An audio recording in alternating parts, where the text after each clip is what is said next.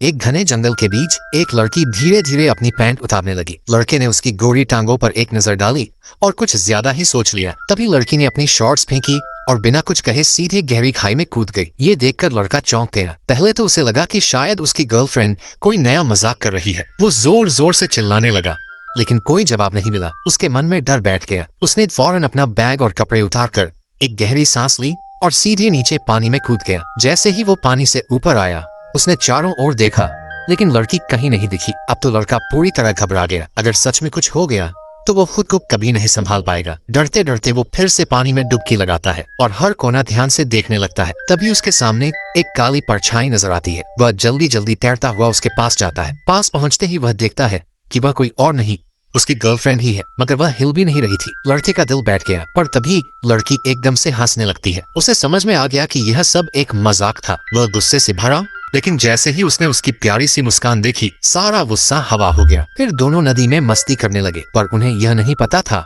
कि आज जितना हंस रहे हैं, कल उतना ही रोएंगे। अगले दिन दोनों बड़े ही खुश होकर एक छोटी नाव में सवार होकर समंदर की सैर के लिए निकल पड़े। जब वे किनारे से बहुत दूर थे, तभी अचानक एक समुद्री चिड़िया उनके जहाज पर आकर बैठ गई। यह देखकर आदमी को कुछ गलत महसूस हुआ। वो चिड़िया को उड़ाने के बाद जल्दी से जहाज के कमरे में गया। फिर जैसे ही उसने रेडियो से प्रसारित खबर सुनी, उसका चेहरा पल भर में सफेद हो गया। खबर में बताया गया कि एक भयंकर तूफान तेजी से उनकी तरफ बढ़ रहा था। सुरक्षा की दृष्टि से उन्होंने अपनी यात्रा को छोड़ने का निर्णय लिया और तुरंत नाव का रुख किनारे की ओर मोड़ दिया। फिर उसने सभी उपकरणों का पूरी तरह से निरीक्षण किया ताकि कोई कसर न रह जाए, लेकिन उसने इस संकट की गंभीरता को हल्के में लिया था। जब रात का अंधेरा छाने लगा तो उनकी नाव एक छोटी सी पत्ते की तरह समंदर के बीच लहरों में हिलती हुई थी और वो हर पल महसूस कर रहे थे कि शायद उनकी जान भी चली जाएगी। इस संकट में भी आदमी ने पूरी शांतिपूर्वकता बनाए रखी। उसने अपनी गर्लफ्रेंड से नाव के पाल की रस्सी खोलने के लिए कहा, क्योंकि अगर उन्होंने ऐसा नहीं किया तो उनके लिए बचने का कोई रास्ता नहीं था। हालांकि उसने सुनिश्चित किया कि पाल के प्रभाव से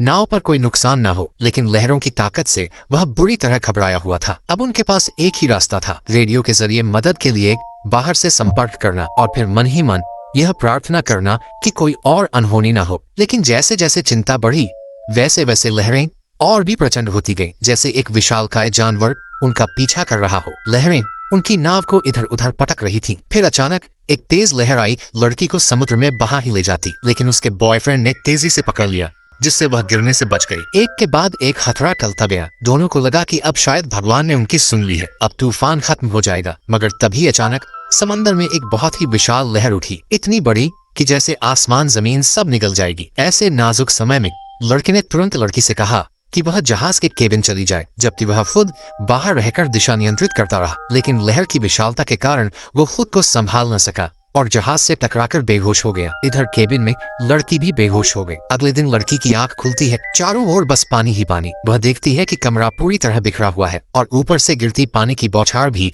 उसे कोई एहसास नहीं दे रही थी। वह कुछ पल के लिए पूरी तरह भ्रमित थी, जैसे कुछ याद ही न रहा हो। धीरे धीरे वह उठने की कोशिश करती है, लड़खड़ाते कदम, कांपती सांसें, मगर फिर भी हिम्मत के साथ खड़ी होती है। तभी उसे कुछ याद आता है। वह तेजी से बाहर की तरफ दौड़ती है। जैसे ही वह केबिन से बाहर निकलती है तो सामने का दृश्य देखकर उसकी जान सूख जाती है। चारों ओर बस खाली समुद्र है, न नाव का ऊपरी हिस्सा दिख रहा है, न उसका बॉयफ्रेंड। तभी उसे याद आता है वे तूफान में फंस गए थे। घबराते हुए वह तुरंत उस रस्सी को खींचती है जो उसके बॉयफ्रेंड की सुरक्षा के लिए बंधी थी, लेकिन उस रस्सी का दूसरा सिरा अब खाली है। वह फूट फूट कर रोने लगती है, मगर हार नहीं मानती। वह दूरबीन उठाती है और इधर उधर देखने लगती है और तभी उसे दूर समुद्र में एक इंसान की हल्की सी परछाई दिखाई देती है। उसकी आंखों से आंसू बहने लगते हैं।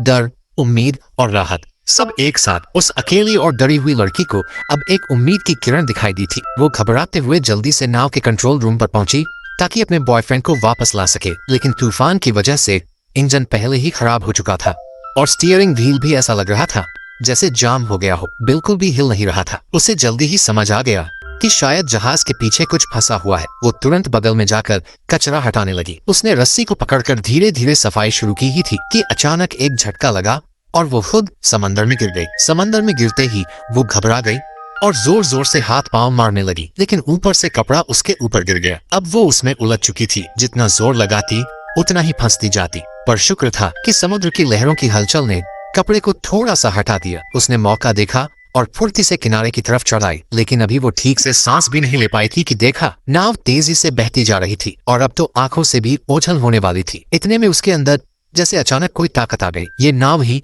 उनकी आखिरी उम्मीद थी। अगर अब चूक गई तो दोनों का बचना नामुमकिन था। उसने पूरी ताकत लगाई और आखिरकार नाव तक वापस पहुंच गई। थकी हुई, कांपती हुई वो बस सांसें खींच रही थी, मगर उसके पास रुकने का वक्त नहीं था। जैसे ही उसने देखा कि उसका बॉयफ्रेंड अब बहुत करीब है, उसने एक रस्सी अपनी कमर में बांधी और बिना सोचे समझे फिर से समुद्र में छलांग लगा दी। इस बार रस्सी से बंधी होने की वजह से उसे थोड़ा भरोसा था। वो तेजी से तैरकर अपने बॉयफ्रेंड के पास पहुंची। जैसे ही उसने उसका चेहरा छुआ, उसे उसके सांस लेने की हल्की सी आवाज सुनाई दी। ये सुनकर उसके दिल को थोड़ी राहत मिली। इतनी बड़ी लहरों, सुनसान समुद्र और मौत के इतने करीब होते हुए भी उसने हार नहीं मानी थी। उस वक्त सिर्फ वही जानती थी कि इस अनजान गहरे समुद्र में अकेले रहना कितना मुश्किल है। हालांकि अब वो थक कर पूरी तरह हाफ रही थी, फिर भी वो बिना रुके अपने बॉयफ्रेंड की मदद में लगी रही। लेकिन अगले ही पल उसका चेहरा अचानक गंभीर हो गया, क्योंकि उसके बॉयफ्रेंड की टांग पर एक गहरी और भयानक चोट थी। अगर वक्त रहते उसका इलाज नहीं किया गया तो उसकी जान भी जा सकती थी। उसने अपने प्रेमी का पीला पड़ा चेहरा देखा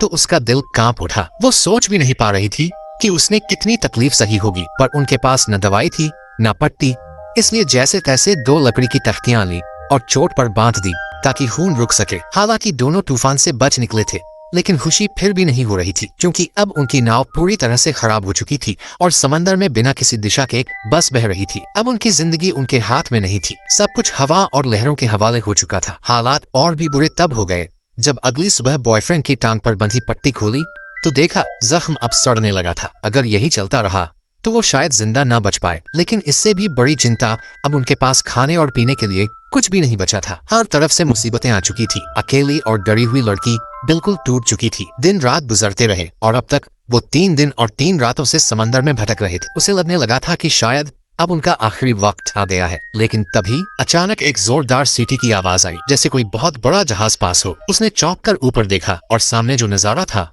वो उसे हैरानी और खुशी से भर गया। एक बहुत बड़ी जहाज उनके सामने खड़ा था। लड़की खुशी से झूम उठी और तुरंत खड़ी हो गई। महिला ने पहले से तैयार रखी गई सिग्नल गन निकाली और तुरंत ही आसमान की ओर कई फायर की। फिर वह खुशी से हाथ हिलाकर मदद का इंतजार करने लगी। लेकिन किसी ने भी यह नहीं सोचा था कि वह बड़ा जहाज उन्हें अनदेखा करके उनके यॉट के पास से सीधे निकल जाएगा। महिला के सामने बस ठंडी समंदर की लहरें बह गई। उसकी आंखों के सामने से बचने की उम्मीद धीरे धीरे गायब हो गई और वह वहीं स्तब्ध खड़ी रह गई। उसकी आंखों में केवल निराशा थी। खुशी से भरपूर दिल बस 10 सेकंड में टूटकर बिखर गया। इसके बाद महिला पूरी तरह से टूट गई। ईश्वर का यह मजाक वह सहन नहीं कर पा रही थी। खुशी और गम के इस उतार चढ़ाव ने जैसे उसे एक झटका दिया। अगले दिन सुबह उसे एहसास हुआ कि उसका बॉयफ्रेंड तो कहीं गायब है। असल में ये सब उसकी कल्पना मात्र थी। उसका बॉयफ्रेंड तो पहले ही मर चुका था। खुद को जीने की वजह देने के लिए उसने अपने दिमाग में एक साथी बना लिया था। शुरू से अंत तक यॉट पर सिर्फ वही अकेली थी। अब वह जान चुकी थी कि अब उसका कोई नहीं है। उसे अब सिर्फ